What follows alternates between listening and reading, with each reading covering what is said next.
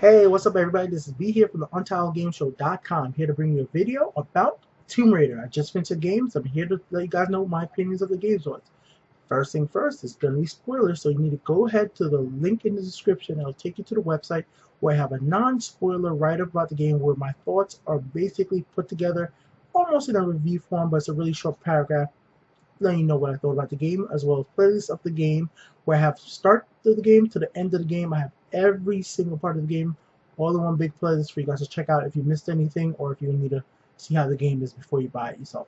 As well, like all my other videos, there's a link down below to buy the game if you need to buy a copy. Anyways, how I felt about Tomb Raider. Tomb Raider for me was a very interesting game.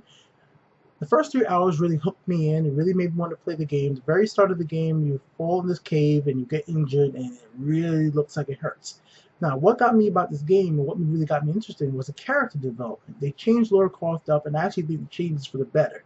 At the very first sight, I was like, who's this young little girl? She doesn't really seem like she's going to become the tough, explorer that we know Lara Croft to be. Because in the story, she seems like she doesn't want to really be, not say an explorer, but she doesn't want to get injured. She just wants to be with her friends and explore like that.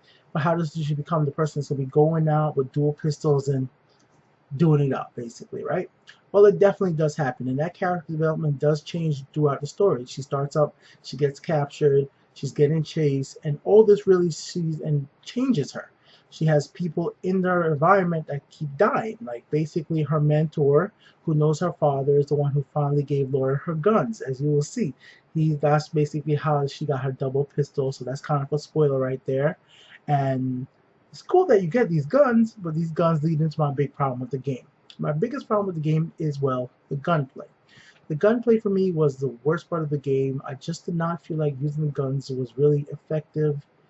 It was really jumpy. Even later on in the game when I really did actually upgrade everything to the max I could with the AK-47, the shotgun, I didn't really bother upgrading the pistol because I thought the pistol was pretty balanced. In most games, it's hard to mess up a pistol. Pistols are pretty simple guns to use.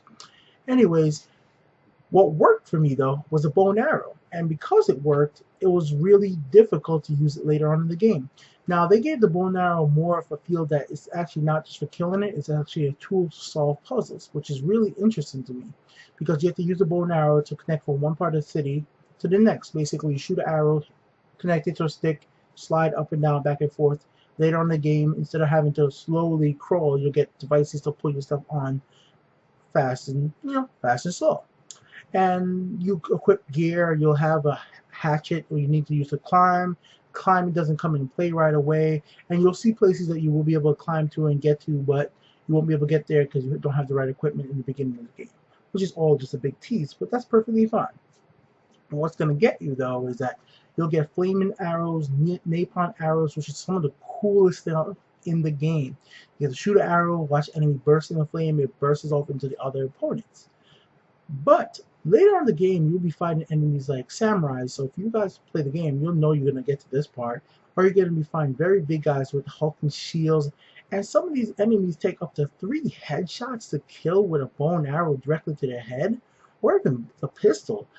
There's a lot of games out there like Borderlands where you can shoot an enemy 100 times in his head and they won't die because it's more an action RPG. This is, to me, though that Borderlands is an action RPG first person shooter, right? This is an action adventure game. I don't like that the enemies take so many hits to kill at all. It doesn't really work for me. And Laura dying, I died plenty of times this game, but it was just me being stupid. A lot of times enemies will throw a grenade at me. I'll sit there, I'll take the grenade hit because I know that she's not going to die and she'll automatically go down into cover. What works is that because how the system works is that when she just walks out, if there's enemies around, she just automatically goes into cover. So you know there's going to be enemies around. It doesn't have to tell you no cues. There's maybe a menu on the screen. You know she goes into cover. There's going to be enemies around. You're going to have to shoot anybody. The game does a bad job, though. At any moment, it will just take away the controls from you and just go right into a cutscene. You will be like, oh, I was controlling it, but next thing you know, okay, it's a stupid little cutscene right here just to have the enemies run at me so I can start shooting. And my biggest problem with the game is, well, the enemies. There's just literally too many of them. for the story they're trying to tell, or the story that I got out of the game, which is the character development of Lara Croft, how she becomes an adventure, how she ends up shooting all these stuff. When she does shoot a lot of stuff, first time she shoots stuff, she is really disturbed by it. You know, she was defending herself against an attacker that was kind of molesting her and trying to abuse her physically. So it was like, as a guy and a girl, you don't want that to happen. That doesn't look like a comfortable situation for anybody to be in. So she had to defend herself. After that, she had to get out of camp and had to kill some people. Like immediately after that scene, she got to the point where she was just shooting everybody. All right, that's video games. I'm okay with that. I realize we haven't gotten to the point that there's a way we can make the adventure where we don't have to shoot anybody. But the problem happens later in the game where these enemies become initially very, very hard to kill. And I don't know how they would solve this. Like, the harder the enemies are to kill, and it's not hard because you can't get headshots or it takes too many, it is because it takes too many shots. It's just that the time you're wasting killing these enemies, you just feel like, man, they just put enemies there to kind of make the game longer. Even though that I don't want to say it is because of that, because the game is a good length. The story is well worth playing the game through, but I don't know what else you could be doing other than shooting, except for they just need to change the shooting up to make it more dynamic. Maybe it needs to be. I'm not a game developer, so I can't tell them what they should have did to make it feel better for me, but it just didn't. Compared to a game like Uncharted, I'm sorry I have to pick up Uncharted, but Uncharted is literally one of my favorite franchises ever. I could go with the disbelief that Nathan Drake could kill 100 guys because he's just a hero that goes around and kills stuff. That's just how it is. Unfortunately, for the character development story that Lara Croft was going through, from somebody that didn't kill anybody to somebody that had to kill anybody, there was literally just too many enemies. Not saying that she couldn't handle it, because she kicks butt. She is a great main character. That was what I loved about the game. Her, the big Hawaiian guy, sorry I don't remember his name, the doctor, the professor, and oh my god, the captain of the ship who took his life to save Laura was all excellent point. I was so hoping the captain actually lived, like he fell in water. So that's what I'm saying. Moments like that where you're like, oh my god, this guy that Laura really interacted with, helped her grow up, helped her show her the rope of the sea. He listened to her. He had to take his life to save Laura. It really affects you. You know, you're like, damn. Let me see how she's gonna change after this. How you say, you bastard, how she's gonna get revenge. And that's what I enjoyed about the game. Those little moments between Laura and the other characters. And that's what Crystal Dynamics really got me to keep playing the game. What they didn't get me to keep playing the game was a wave of onslaught of grenades, and tons of useless enemies. Like, literally, enemies would just crawl up walls and jump from behind stuff that didn't make sense, because in some of the areas, like the scaffolding where you're in the air, where are there 20 enemies just hanging out on the scaffolding? In the area like where there's the boat docks is, where there's ships crashed, and there's people patrolling the ship to, you know, steal stuff. We went back, there's a Pacific spot. We went back to our ship to collect the item, right? When I went there was only 2 enemies. That seemed to me like it would have made more sense for a lot of the other areas, because I would figure that the boat docks is where all the enemies are, looking out for ships to come in. Even with the story being about this whole priestess and all this other mystical stuff, which I actually did enjoy that it went that way, because that makes it more sequels to be able to go different places, which it needs to, you know? It can't just all be based in reality, because it'd be pretty boring if it was. That's why I think the Uncharted series does that too, where it always comes in that supernatural element, because we've all seen Indiana Jones, we all seen movies like that. If it was all too realistically, this is video games, having a little out there stuff is not bad.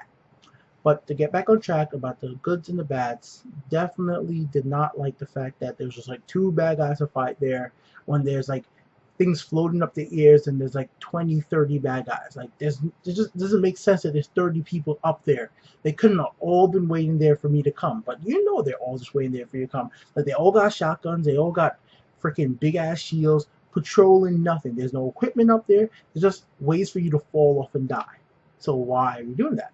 Situations like when you're crossing the big bridge where they're defending the castle, that makes sense, you know? Situation where the Oni are, which are the Japanese guards who are guarding the queen, that all makes sense. In the beginning of the game, you see the queen a lot, and you know, your first sight is when you get dragged into basically a death pit where there's 100 of dead body and Lara Croft has to crawl through blood.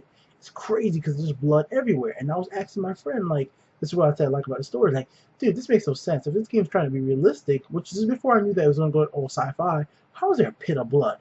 Well, it makes sense because this game is not based in reality. So once you play a little more of it, it makes complete sense. Now, I've been rambling on for pretty long, but I just want to keep sharing my opinion about this game. I definitely enjoyed it for the story and character development. Everybody that Laura interacted with, down to the bad guy. I actually thought at the end of the game, it would have been not bad if Matthias, who was the bad guy, actually somehow completed the ritual and kind of cleared up everything and actually would have survived and went with Laura. I know he was mad, but I actually could have seen the game not have to kill him. Only reason I think the game killed him is because, well, he's a psychopath, and they might not know another way to write it. But it would have been an interesting twist if it would just turned out like this guy just really is right, and the only way to save him is move everybody off the island as well to get the princess back. It would have been more interesting to me, like he would have did what he had to do, and then Laura would have found a way to get the soul out of the body. You know, whichever way they would have did that, that would have been kind of interesting. And Matthias is in a fight, but at the end she realizes it's not worth it. Matthias realizes it's not worth it because, well, we could get off the island now. Let's stop fighting. It's done now. All we want to do is get off this island. Anyways, Lara Croft gets her 2 pistols at the end. Blah, blah, blah. Shoots them up. It's an iconic moment because we all know what's coming. The next adventure with Laura, because that's what happens after the little cutscene at the end of the game. So definitely check out the game, guys. Be from the UntitledGameShow.com. Let you know what I think about Lara Croft with a little bit of spoilers mixed in there. Make sure you pick up the game if you definitely like action adventure games with lots of shooting, good story, and good character development. If you're not really into the too much shooting like I was in this game specifically, because let me just emphasize, the reason I didn't like the shooting may be more because the shooting was not good. I don't think the shooting with the guns were good at all. I don't think the mechanic was great. So maybe if I enjoyed how the game shoot, I would have enjoyed the game for shooting more. But back to point, bows work. I'm gonna have a montage for you of all headshots. This game is quite easy to get a headshot with a bow and arrow if you're playing stealthily. I wish there was more parts that you could have went through the whole game with just doing stealth in the bow. But that's just me saying that. The bow was awesome. Games with bows nowadays are pretty good. I'm definitely gonna try Crysis 3 and see if they do a good job of it too. I'm gonna have that montage up for you guys real soon. Make sure you guys like, subscribe, and check out the playlist and check out more of these opinion videos from me. Till next time, guys. Peace.